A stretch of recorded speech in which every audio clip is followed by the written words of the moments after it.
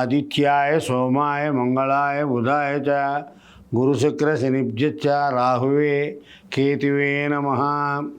శ్రీ శ్రీ శ్రీ కైవల్యానంద సరస్వతి స్వామి పాదపద్మములు ప్రణామములు చేస్తూ ఈ వార ఫలితాలు.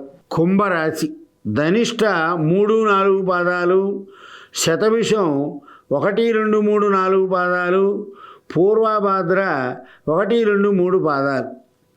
ఈ రాశి వారికి లగ్న రాహువు కారణంగా దేశ సంచారం చేయాలనే కోరిక ఎక్కువగా ఉంటుంది.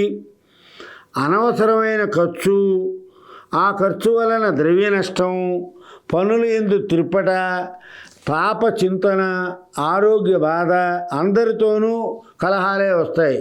అది ఒక మాటతోనే వస్తాయి కలహాలు.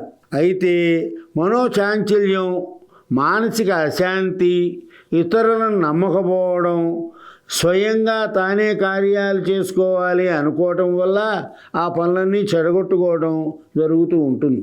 ఈ చతుర్థ శుక్రుడు కారణంగా బంధువులలో గౌరవం, పుత్రమిత్ర కళత్ర గోష్ఠి, వాహన లాభం, విద్యాభివృద్ధి, శత్రువులకు అవమానం జరుగుతుంది.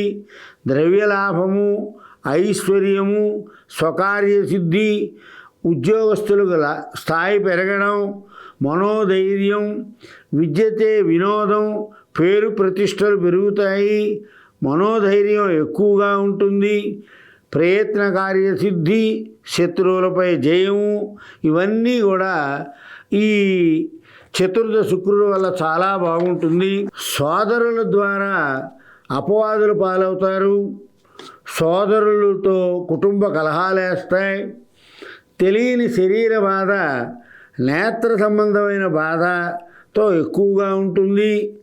ఆదాయం సరిపోక ఖర్చు ఎక్కువ అవడం వల్ల రుణాలు చేయవలసి వస్తుంది.